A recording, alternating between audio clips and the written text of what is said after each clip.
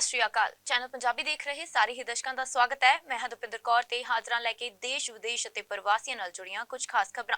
ਸਭ ਤੋਂ ਪਹਿਲਾਂ ਨਜ਼ਰ ਮਾਰ ਲੈਂਦੇ ਹਾਂ ਅਹਿਮ ਸੁਰਖੀਆਂ ਤੇ। ਕੈਨੇਡਾ 'ਚ ਵੱਡੇ ਪੱਧਰ ਤੇ ਲਟਕੀਆਂ ਇਮੀਗ੍ਰੇਸ਼ਨ ਦੀਆਂ ਅਰਜ਼ੀਆਂ, ਸਿਟੀਜ਼ਨਸ਼ਿਪ ਅਰਜ਼ੀਆਂ ਦੀ ਗਿਣਤੀ 4 ਲੱਖ ਤੋਂ ਉੱਪਰ।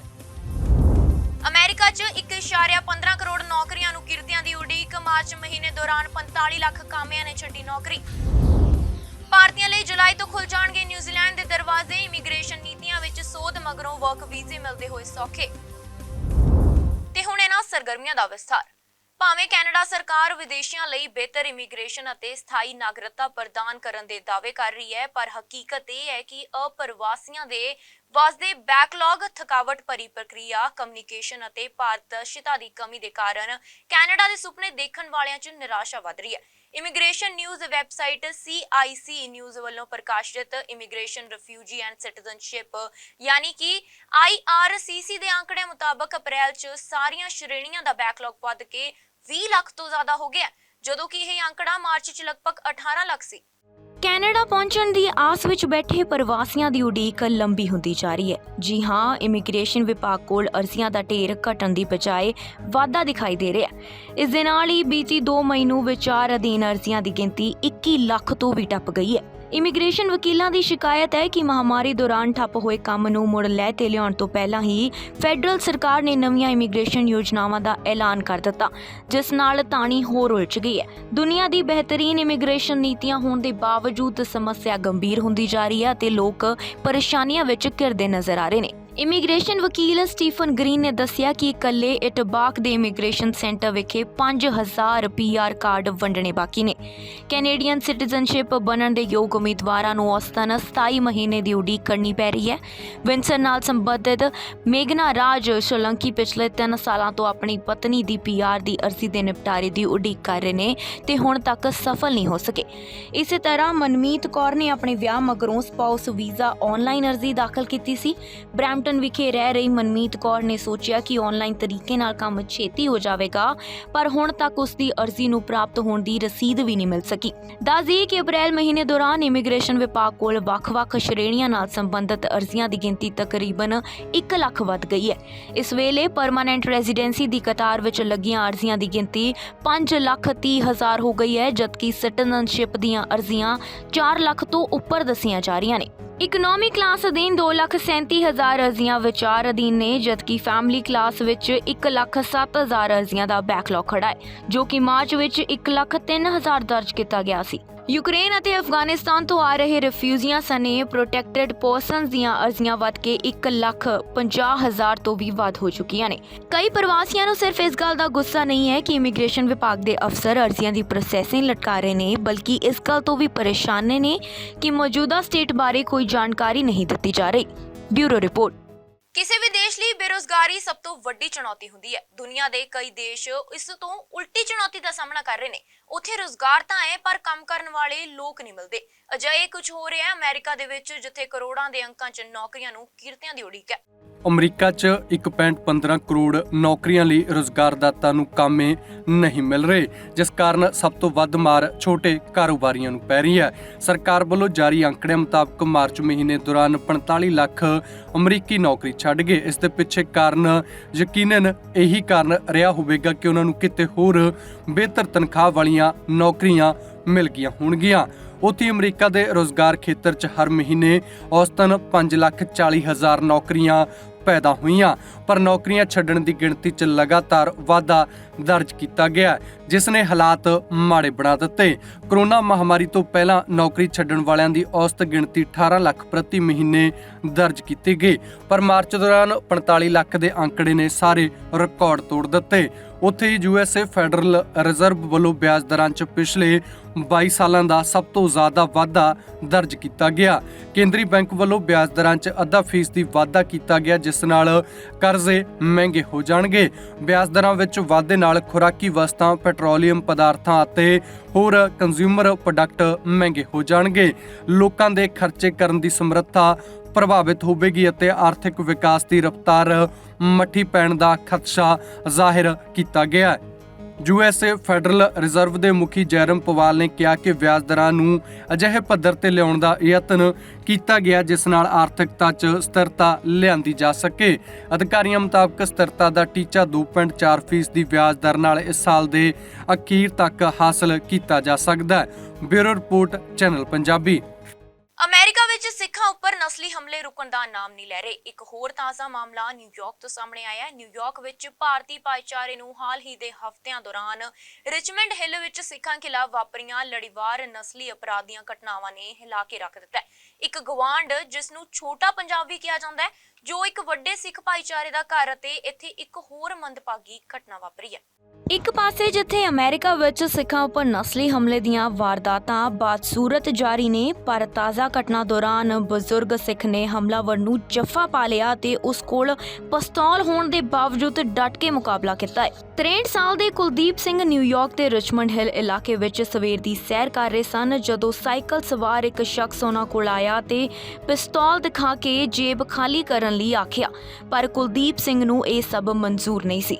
ਕੁਲਦੀਪ ਸਿੰਘ ਨੇ ਆਪਣੀ ਜੇਬ ਖਾਲੀ ਹੋਣ ਦੀ ਗੱਲ ਆਖੀ ਤਾਂ ਲੁਟੇਰੇ ਭੜਕ ਗਏ। ਕੁਲਦੀਪ ਸਿੰਘ ਦੇ ਸਿਰ ਅਤੇ ਚਿਹਰੇ ਉੱਪਰ ਵਾਰ ਕਰਨੇ ਸ਼ੁਰੂ ਕਰ ਦਿੱਤੇ। ਬਜ਼ੁਰਗ ਸਿੱਖ ਨੇ ਵੀ ਜ਼ੋਰ ਇਕੱਠਾ ਕੀਤਾ ਅਤੇ ਹਮਲਾਵਰ ਨੂੰ ਜੱਫਾ ਪਾ ਲਿਆ, ਪਰ ਲੁਟੇਰਾ ਹਥਿਆਰਬੰਦ ਹੋਣ ਦੇ ਨਾਲ ਘੱਟ ਉਮਰ ਦਾ ਸੀ, ਜਿਸ ਕਾਰਨ ਉਹ ਕੁਲਦੀਪ ਸਿੰਘ ਦੀ ਗਿਰਫਤ ਤੋਂ ਬਾਹਰ ਨਿਕਲ ਗਿਆ। ਹਮਲੇ ਦੌਰਾਨ ਕੁਲਦੀਪ ਸਿੰਘ ਨੇ ਨੱਕ, ਅੱਖ ਅਤੇ ਮੱਥੇ ਤੇ ਸੱਟਾਂ ਲੱਗੀਆਂ ਨੇ, ਜਦਕਿ ਸੱਜਾ ਹੱਥ ਟੁੱਟ ਗਿਆ ਹੈ। ਇਸ ਘਟਨਾ ਦੌਰਾਨ ਹਮਲਾਵਰ ਕੁਲਦੀਪ ਸਿੰਘ ਤੋਂ ਕੁਝ ਵੀ ਨਾ ਖੋ ਸਕਿਆ।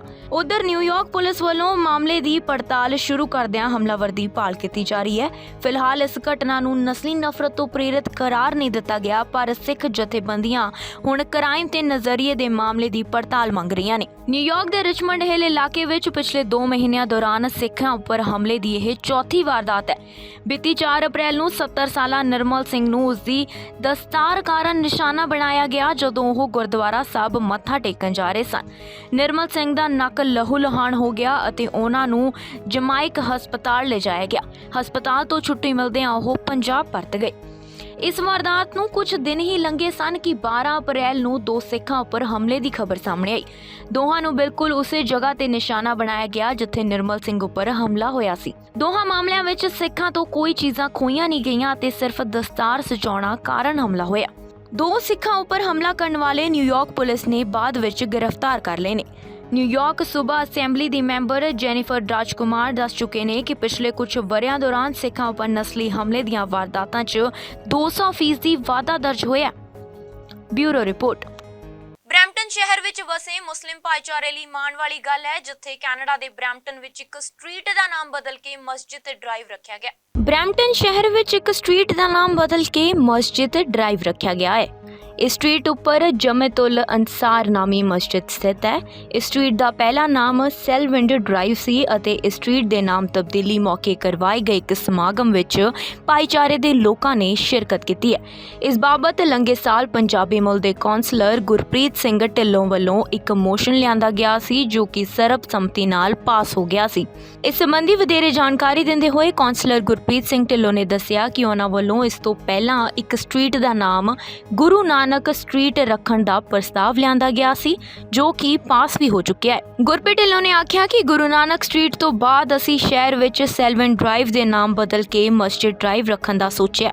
ਮੈਂ ਲੰਘੇ ਸਾਲ ਇਸ ਬਾਬਤ ਇੱਕ ਮੋਸ਼ਨ ਸਿਟੀ ਕੌਂਸਲ ਵਿੱਚ ਲਿਆਂਦਾ ਜੋ ਕਿ ਸਰਬਸੰਮਤੀ ਨਾਲ ਪਾਸ ਹੋ ਗਿਆ। ਦੱਸਣਯੋਗ ਹੈ ਕਿ 2019 ਦੌਰਾਨ ਗੁਰੂ ਨਾਨਕ ਦੇਵ ਜੀ ਦੇ 550ਵੇਂ ਪ੍ਰਕਾਸ਼ ਪੁਰਬ ਮੌਕੇ ਪੀਟਰ ਰੋਬਸਟਨ ਬੁਲੇਵਰਡ ਦਾ ਨਾਮ ਬਦਲ ਕੇ ਗੁਰੂ ਨਾਨਕ ਸਟਰੀਟ ਰੱਖਿਆ ਗਿਆ ਸੀ।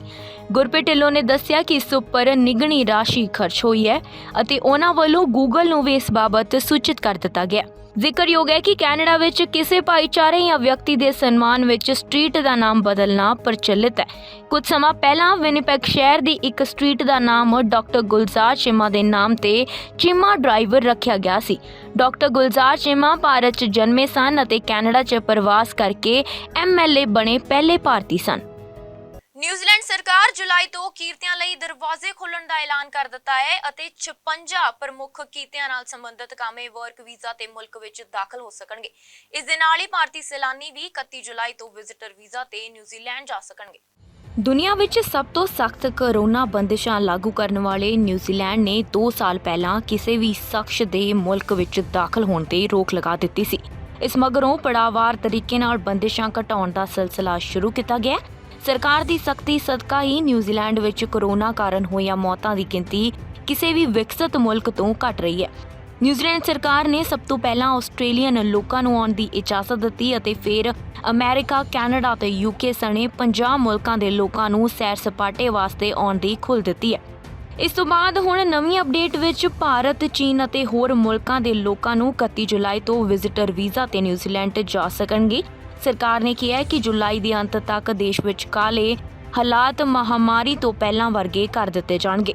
ਦੂਜੇ ਪਾਸੇ ਕੁਆਰੰਟੀਨ ਹੋਈ ਪ੍ਰਧਾਨ ਮੰਤਰੀ ਜਸਿੰਡਾ ਆਰਡਨ ਨੇ ਵਰਚੁਅਲ ਤਰੀਕੇ ਨਾਲ ਆਕਲੈਂਡ ਵਿਖੇ ਰੱਖੇ ਗਏ ਇੱਕ ਵੱਡੇ ਸਮਾਗਮ ਨੂੰ ਸੰਬੋਧਨ ਕਰਦਿਆਂ ਕਿਹਾ ਕਿ 31 ਜੁਲਾਈ ਤੋਂ ਨਿਊਜ਼ੀਲੈਂਡ ਮੁੜ ਪੂਰੀ ਦੁਨੀਆ ਨਾਲ ਜੁੜ ਜਾਵੇਗਾ ਅਤੇ ਨਵੀਆਂ ਇਮੀਗ੍ਰੇਸ਼ਨ ਨੀਤੀਆਂ ਸਦਕਾ ਡਾਕਟਰ, ਨਰਸਾਂ, ਇੰਜੀਨੀਅਰ, ਟੀਚਰ, ਪਲੰਬਰ ਅਤੇ ਹੋਰ ਤਕਨੀਕੀ ਕਾਮੇ ਮੁਲਕ ਵਿੱਚ ਆ ਕੇ ਕੰਮ ਕਰ ਸਕਣਗੇ।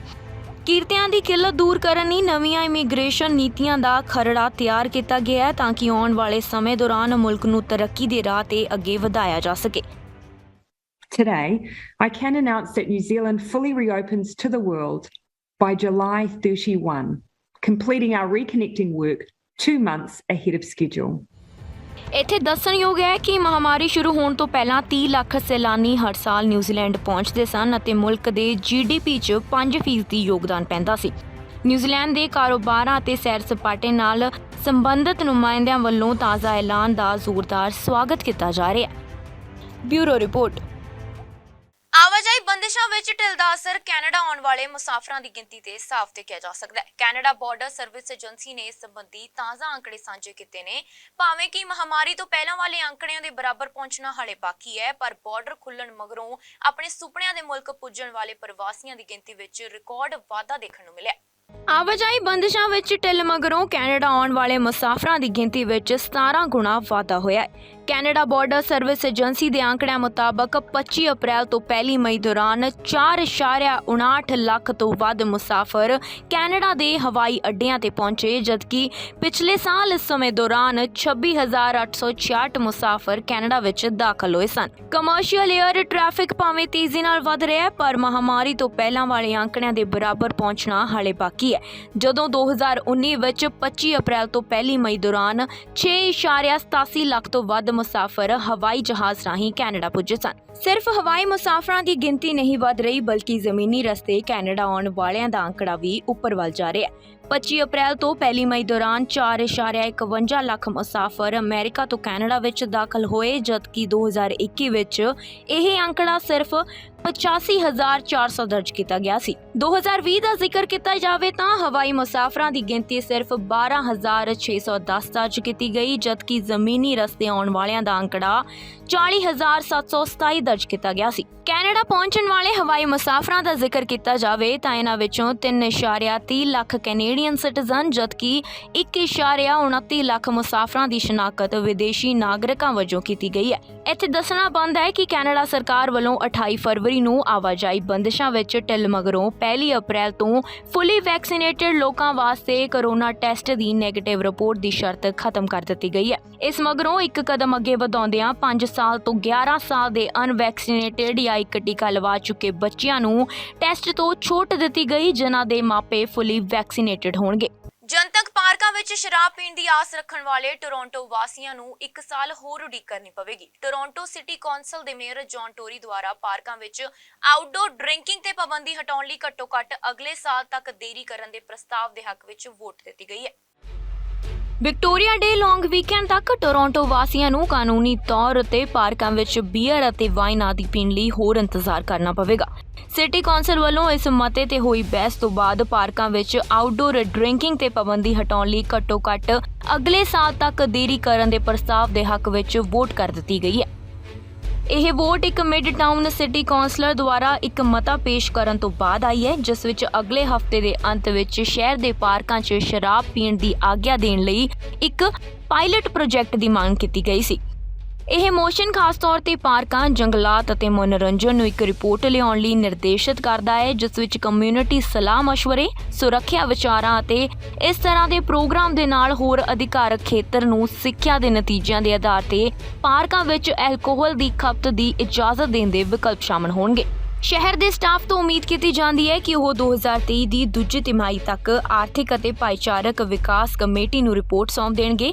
ਦੱਸ ਦੇਈਏ ਕਿ ਇਹ ਦੂਜੀ ਵਾਰ ਹੈ ਜਦੋਂ ਟੋਰਾਂਟੋ ਜਨਤਕ ਪਾਰਕਾਂ ਵਿੱਚ ਸ਼ਰਾਬ ਪੀਣ ਦੀ ਆਗਿਆ ਦੇਣ ਲਈ ਮੋਸ਼ਨ ਨੂੰ ਮੁਲਤਵੀ ਕਰ ਦਿੱਤਾ ਗਿਆ। ਇਸ ਤਰ੍ਹਾਂ ਦਾ ਮਤਾ ਮੈਟਲੋ ਵੱਲੋਂ ਕੋਵਿਡ-19 ਦੇ ਸਿਖਰ ਉੱਤੇ ਰਹਿੰਦਿਆਂ ਪਿਛਲੀ ਬਸੰਤ ਵਿੱਚ ਪੇਸ਼ ਕੀਤਾ ਗਿਆ ਸੀ। ਕੁਝ ਰੈਜ਼ੀਡੈਂਟਸ ਦਾ ਇਹ ਵੀ ਮੰਨਣਾ ਹੈ ਕਿ ਇਸ ਤਰ੍ਹਾਂ ਦੀ ਇਜਾਜ਼ਤ ਦਿੱਤੇ ਜਾਣ ਨਾਲ ਪਾਰਕਾਂ ਵਿੱਚ ਗੰਦ ਫੈਲਣਾ ਅਤੇ ਗਲਤ ਕਿਸਮ ਦੇ ਵਿਵਹਾਰ ਨੂੰ ਹੱਲਾਸ਼ੇਰੀ ਮਿਲੇਗੀ। ਇਸ ਸਮੇਂ ਜੋ ਕੋਈ ਸਿਟੀ ਦੇ ਪਾਰਕਾਂ ਵਿੱਚ ਸ਼ਰਾਬ ਦੇ ਖੁੱਲੇ ਹੋਏ ਕੰਟੇਨਰ ਨਾਲ ਮਿਲਦਾ ਹੈ ਤਾਂ ਉਸ ਨੂੰ $300 ਦਾ ਜੁਰਮਾਨਾ ਕੀਤਾ ਜਾ ਸਕਦਾ ਹੈ। Bureau report. ਅਗਲੀ ਖਬਰ ਕੈਨੇਡਾ ਦੇ ਮਿਸੀਸਾਗਾ ਸ਼ਹਿਰ ਤੋਂ ਹੈ, ਜਿੱਥੇ ਪੰਜਾਬੀ ਮੂਲ ਦੇ ਸਤਨਾਮ ਸਿੰਘ ਦੀ $2.5 ਲੱਖ ਦੀ ਲੋਟਰੀ ਨਿਕਲੀ ਹੈ। ਲੋਟਰੀ ਨਿਕਲਣ ਤੋਂ ਬਾਅਦ ਉਹਨਾਂ ਦੇ ਘਰ ਖੁਸ਼ੀ ਦਾ ਮਾਹੌਲ ਹੈ। ਕੈਨੇਡਾ ਦੇ ਮਿਸੀਸਾਗਾ ਸ਼ਹਿਰ ਦਾ ਸਤਨਾਮ ਸਿੰਘ ਬਨਵੈਤ ਰਾਤੋਂ ਰਾਤ $2.5 ਲੱਖ ਦਾ ਮਾਲਕ ਬਣ ਗਿਆ, ਜਦੋਂ ਫੋਟੋ ਮੈਕਸ ਡਰਾ ਦੇ $10 ਲੱਖ ਦੇ ਇਨਾਮ ਵਜੋਂ ਚੌਥਾ ਹਿੱਸਾ ਉਸ ਦੀ ਜੇਬ ਵਿੱਚ ਆ ਗਿਆ। ਸਤਨਾਮ ਸਿੰਘ ਬਨਵੈਤ ਨੇ ਦੱਸਿਆ ਕਿ ਉਹ 1987 ਤੋਂ ਲੋਟਰੀ ਖਰੀਦ ਰਿਹਾ ਅਤੇ 4 ਸਾਲ ਵਿੱਚ ਦੂਜੀ ਵਾਰ ਇਨਾਮ ਨਿਕਲਿਆ। 4 ਸਾਲ ਪਹਿਲਾਂ ਸਤਨਾਮ ਸਿੰਘ ਬਨਵੈਤ ਨੇ $10,000 ਦਾ ਇਨਾਮ ਜਿੱਤਿਆ ਸੀ, ਪਰ ਇਸ ਵਾਰ ਮਿਲੀ ਰਕਮ ਨੂੰ ਉਹ ਆਪਣੇ ਸੁਪਨੇ ਪੂਰੇ ਕਰ ਸਕੇਗਾ। ਟੋਰਾਂਟੋ ਸਥਿਤ OLG ਪ੍ਰਾਈਸ ਸੈਂਟਰ ਵਿਖੇ ਪੁੱਜੇ ਸਤਨਾਮ ਸਿੰਘ ਨੇ ਆਖਿਆ ਕਿ ਉਹ ਇੱਕ ਵਾਰ ਫੇਰ ਲੋਟਰੀ ਜਿੱਤਣਾ ਚਾਹੁੰਦੇ ਨੇ ਅਤੇ ਅਗਲੀ ਵਾਰ ਜੈਕਪੌਟ ਨਿਕਲ ਆਇਆ ਤਾਂ ਜ਼ਿੰਦਗੀ ਬਦਲ ਜਾਵੇਗੀ। ਕਈ ਲੋਟਰੀ ਜੇਤੂਆਂ ਵਾਂਗ ਸਤਨਾਮ ਸਿੰਘ ਨੂੰ ਲੱਗਿਆ ਕਿ ਉਸਨੇ $250 ਜਿੱਤੇ ਨੇ, ਪਰ ਇਹ ਭੁਲੇਖਾ ਜਲਦੀ ਦੂਰ ਹੋ ਗਿਆ ਜਦੋਂ ਰਕਮ $2.5 ਲੱਖ ਹੋਣ ਬਾਰੇ ਪਤਾ ਲੱਗਿਆ। ਇਨਾਮੀ ਰਕਮ $2.5 ਲੱਖ ਹੋਣ ਬਾਰੇ ਸਤਨਾਮ ਸਿੰਘ ਨੇ ਕਈ ਵਾਰ ਚੈੱਕ ਕੀਤਾ ਤੇ ਤਸੱਲੀ ਹੋਣ ਮਗਰੋਂ ਹੀ ਆਪਣੀ ਖੁਸ਼ੀ ਸਾਂਝੀ ਕੀਤੀ ਹੈ। ਫਿਲਹਾਲ ਸਤਨਾਮ ਸਿੰਘ ਇਨਾਮੀ ਰਕਮ ਬਚਾ ਕੇ ਰੱਖਣਾ ਚਾਹੁੰਦੇ ਨੇ ਅਤੇ ਇਸ ਦਾ ਕੁਝ ਹਿੱਸਾ ਹੀ ਸੈਰ ਸਪਾਟੇ ਲਈ ਖਰਚ ਕਰਨਾ ਚਾਹੁੰਦੇ ਨੇ। Bureau report. ਕੈਨੇਡਾ ਵਿੱਚ ਪੰਜਾਬੀਆਂ ਦੀ ਕਿਸਮਤ ਬਦਲਦੀ ਹੋਈ ਨਜ਼ਰ ਆ ਰਹੀ ਹੈ, ਕਿਉਂਕਿ ਉਹ ਵੱਡੀ ਰਾਸ਼ੀ ਵਾਲੀਆਂ ਲੋਟਰੀਆਂ ਜਿੱਤ ਰਹੇ ਨੇ। ਬੀਤੇ ਦਿਨ ਜਿੱਥੇ ਮਿਸੀਸਾਗਾ 'ਚ ਸਤਨਾਮ ਸਿੰਘ ਵੱਲੋਂ $2.5 ਲੱਖ ਦੀ ਲੋਟਰੀ ਜਿੱਤੀ ਗਈ ਸੀ, ਉੱਥੇ ਹੀ ਕੈਲਗਰੀ 'ਚ ਜੋਬਨਦੀਪ ਸਿੰਘ ਨਾਮਕ ਇੱਕ ਅੰਤਰਰਾਸ਼ਟਰੀ ਵਿਦਿਆਰਥੀ ਨੇ ਵੀ ਇੱਕ ਲੋਟਰੀ ਜਿੱਤੀ ਹੈ। ਪੰਜਾਬੀ ਵਿਦਿਆਰਥੀ ਜੋਬਨਪ੍ਰੀਤ ਸਿੰਘ ਨੇ ਦੱਸਿਆ ਕਿ ਉਸਨੇ 17 ਦਸੰਬਰ 2021 ਨੂੰ ਕੈਲਗਰੀ 'ਚ ਸਰਗਲ ਦੇ ਸ਼ਾਪ ਤੋਂ ਲੋਟਰੀ ਦੀ ਟਿਕਟ ਖਰੀਦੀ ਸੀ। ਕ੍ਰਿਸਮਸ ਦੇ ਦਿਨ ਸਨ ਅਤੇ ਉਸਨੇ ਉਸ ਵੇਲੇ ਆਪਣੀ ਯੂਨੀਵਰਸਿਟੀ ਦੀ ਪੜ੍ਹਾਈ ਪੂਰੀ ਕਰ ਲਈ ਸੀ। ਇਸ ਲਈ ਉਸਨੇ ਸੋਚਿਆ ਕਿ ਕਿਉਂ ਨਾ ਲੋਟਰੀ ਰਾਹੀਂ ਆਪਣੀ ਕਿਸਮਤ ਅਜ਼ਮਾ ਕੇ ਦੇਖੀ ਜਾਵੇ। ਇਸ ਦੇ ਲਈ ਉਸਨੇ ਵੈਸਟਰਨ ਕੈਨੇਡਾ ਲੋਟਰੀ ਕਾਰਪੋਰੇਸ਼ਨ ਦੀ ਟਿਕਟ ਖਰੀਦ ਲਈ। $5 ਦੀ ਇਸ ਟਿਕਟ ਰਾਹੀਂ $5 ਤੋਂ ਲੈ ਕੇ 10,000 ਜਾਂ ਉਸ ਤੋਂ ਵੱਡੀ ਰਾਸ਼ੀ ਜਿੱਤਣ ਦਾ ਮੌਕਾ ਮਿਲ ਰਿਹਾ ਸੀ। ਇਸ ਤੋਂ ਬਾਅਦ 29 ਅਪ੍ਰੈਲ 2022 ਨੂੰ ਇਸ ਲੋਟਰੀ ਦਾ ਨਤੀਜਾ ਆਇਆ, ਜਿਸ ਨੂੰ ਦੇਖ ਕੇ ਜੋਬਨਪ੍ਰੀਤ ਸਿੰਘ ਦੀ ਖੁਸ਼ੀ ਦਾ ਕੋਈ ਠਿਕਾਣਾ ਨਾ ਰਿਹਾ, ਕਿਉਂਕਿ ਉਹ ਲੋਟਰੀ ਜਿੱਤ ਚੁੱਕਾ ਸੀ, ਜਿਸ ਤੇ ਉਸ ਨੂੰ $2,50,000 ਕੈਨੇਡੀਅਨ ਡਾਲਰ ਮਿਲੇ ਨੇ। ਇਸ ਕਾਰਨ ਉਸਨੇ ਆਪਣੀ ਟਿਕਟ ਸਕ੍ਰੈਚ ਕੀਤੀ ਤਾਂ ਪਹਿਲਾਂ ਤਾਂ ਉਸ ਨੂੰ ਯਕੀਨ ਹੀ ਨਹੀਂ ਹੋਇਆ। ਇਸ ਕਾਰਨ ਉਸਨੇ ਮੋਬਾਈਲ ਐਪ ਤੇ 3 ਵਾਰ ਆਪਣੀ ਲੋਟਰੀ ਨੰਬਰ ਚੈੱਕ ਕੀਤੀ। ਇਸ ਦੀ ਪੁਸ਼ਟੀ ਹੋਣ ਮਗਰੋਂ ਉਹ ਲੋਟੋ ਸਪੋਰਟ ਰਿਟੇਲ ਕੋਲ ਗਿਆ ਅਤੇ ਜਦ ਜਾ ਕੇ ਉਸ ਨੂੰ ਯਕੀਨ ਆਇਆ ਤਾਂ ਉਸ ਦੀ ਲੋਟਰੀ ਲੱਗੀ ਹੋਈ ਹੈ। ਜੋਬਨਪ੍ਰੀਤ ਨੇ ਆਪਣੀ ਖੁਸ਼ੀ ਦਾ ਇਜ਼ਹਾਰ ਕਰਦਿਆਂ ਆਖਿਆ ਕਿ ਕੌਮਾਂਤਰੀ ਵਿਦਿਆਰਥੀ ਹੋਣ ਦੇ ਚਲਦਿਆਂ ਉਸ ਨੂੰ ਪੜ੍ਹਾਈ ਦਾ ਵੱਡਾ ਖਰਚਾ ਚੁੱਕਣਾ ਪੈ ਰਿਹਾ ਸੀ। ਇਸੇ ਕਾਰਨ ਉਸ ਨੂੰ ਵਿੱਤੀ ਤੌਰ ਤੇ ਕਾਫੀ ਦਿੱਕਤ ਆ ਰਹੀ ਸੀ, ਪਰ ਲੋਟਰੀ ਜਿੱਤਣ ਨਾਲ ਹੁਣ ਉਸ ਦੀਆਂ ਸਾਰੀਆਂ ਔਕੜਾਂ ਦੂਰ ਹੋ ਗਈਆਂ ਨੇ। ਹੁਣ ਉਹ ਚਾਵਾਂ ਨਾਲ ਆਪਣੀ ਪੜ੍ਹਾਈ ਦਾ ਖਰਚਾ ਚੁੱਕੇਗਾ ਤੇ ਆਪਣੇ ਮਾਪਿਆਂ ਦਾ ਵੀ ਪੂਰਾ ਸਾਥ ਦੇਵੇਗਾ। 1988 ਚ ਵਿਸ਼ਵ ਸਿਹਤ ਸੰਸਥਾ ਨੇ ਤੰਬਾਕੂ ਵਿਰੋਧੀ ਦਿਵਸ ਦੀ ਸ਼ੁਰੂਆਤ ਕਰਦਿਆਂ ਦੁਨੀਆ 'ਚ ਤੰਬਾਕੂ ਦੇ ਸਿਹਤ ਤੇ ਮਾੜੇ ਪ੍ਰਭਾਵਾਂ ਬਾਰੇ ਜਾਗਰੂਕ ਕਰਨ ਅਤੇ ਸਿਹਤਮੰਦ ਜੀਵਨ ਜਾਂਚ ਅਪਣਾਉਣ ਲਈ ਪ੍ਰੇਰਿਤ ਕਰਨ ਵਾਸਤੇ 31 ਮਈ ਨੂੰ ਤੰਬਾਕੂ ਵਿਰੋਧੀ ਦਿਵਸ ਦੀ ਸ਼ੁਰੂਆਤ ਕੀਤੀ ਸੀ। ਕਿਉਂਕਿ ਜਿਸ ਤਰ੍ਹਾਂ ਹਵਾ ਦੇ ਪ੍ਰਦੂਸ਼ਣ ਨਾਲ ਸਿਹਤ ਤੇ ਬੁਰਾ ਪ੍ਰਭਾਵ ਪੈਂਦਾ ਹੈ, ਇਸੇ ਤਰ੍ਹਾਂ ਤੰਬਾਕੂ ਸੇਵਨ ਨਾਲ ਫੇਫੜਿਆਂ ਤੇ ਬਹੁਤ ਬੁਰਾ ਪ੍ਰਭਾਵ ਪੈਂਦਾ ਹੈ। ਤੰਬਾਕੂ ਦਿਵਸ ਤੋਂ ਪਹਿਲਾਂ ਹੀ ਕੈਨੇਡਾ ਵਿੱਚ ਇਸ ਨਸ਼ੇ ਤੇ ਠੱਲ ਪਾਉਣ ਲਈ ਕੈਨੇਡਾ ਭਾਰਤੀ ਸਟੋਰ ਮਾਲਕ ਅਤੇ ਮੈਨੇਜਰ ਵਿਰੁੱਧ ਸਖਤ ਕਾਰਵਾਈ ਕੀਤੀ ਜਾ ਰਹੀ ਹੈ।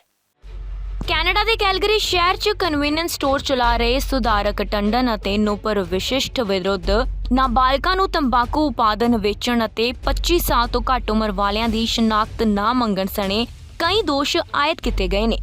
ਦੋਸ਼ੀ ਠਹਿਰਾਏ ਜਾਣ ਦੇ ਪਹਿਲੇ ਜੁਰਮ ਦੇ ਵਜੋਂ ਸਟੋਰ ਮਾਲਕ ਨੂੰ $10,000 ਦਾ ਜੁਰਮਾਨਾ ਕੀਤਾ ਜਾ ਸਕਦਾ ਹੈ, ਜਦਕਿ ਗਲਤੀ ਦੁਹਰਾਉਣ ਤੇ ਜੁਰਮਾਨੇ ਦੀ ਰਕਮ $1 ਲੱਖ ਤੱਕ ਜਾ ਸਕਦੀ ਹੈ। ਇਸ ਸੰਬੰਧੀ ਕਈ ਲੋਕਾਂ ਵੱਲੋਂ 311 ਤੇ ਸ਼ਿਕਾਇਤ ਕੀਤੀ ਗਈ, ਜਿਸ ਤੋਂ ਬਾਅਦ ਬਿਜ਼ਨਸ ਲਾਇਸੈਂਸ ਇੰਸਪੈਕਟਰ ਅਤੇ ਕੈਲਗਰੀ ਪੁਲਿਸ ਵੱਲੋਂ ਮਾਮਲੇ ਦੀ ਪੜਤਾਲ ਕਰਦਿਆਂ ਸ਼ਹਿਰ ਦੇ ਪਾਈਨਰਿਜ ਇਲਾਕੇ ਵਿੱਚ ਮੌਜੂਦ ਜੈਮਨੀ ਕਨਵੀਨੀਅੰਸ ਸਟੋਰ ਦੇ ਮਾਲਕ ਅਤੇ ਮੈਨੇਜਰ ਵਿਰੁੱਧ ਤੰਬਾਕੂ ਸਮੋਕਿੰਗ ਅਤੇ ਵੈਪਿੰਗ ਰਿਡਕਸ਼ਨ ਐਕਟ ਅਧੀਨ ਦੋਸ਼ ਆਇਦ ਕੀਤੇ ਗਏ ਨੇ।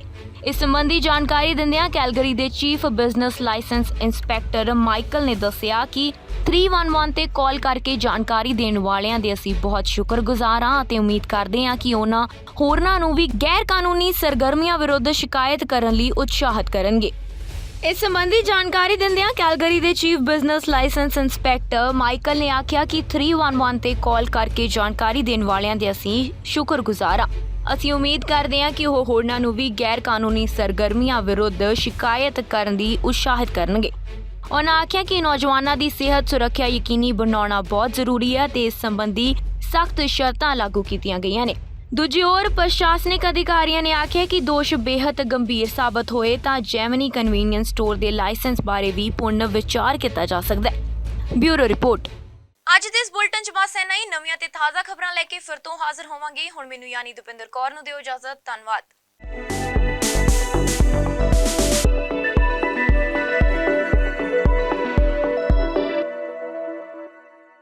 ਸਾਡਾ ਹਰ ਇੱਕ ਪ੍ਰੋਗਰਾਮ ਦੇਖਣ ਤੇ ਸਾਡੇ ਨਾਲ ਜੁੜਨ ਲਈ ਸਬਸਕ੍ਰਾਈਬ ਕਰੋ ਚੈਨਲ ਪੰਜਾਬੀ ਤੇ ਨੋਟੀਫਿਕੇਸ਼ਨ ਲਈ ਬੈਲ ਆਈਕਨ ਵਾਲੇ ਬਟਨ ਤੇ ਕਲਿੱਕ ਕਰੋ।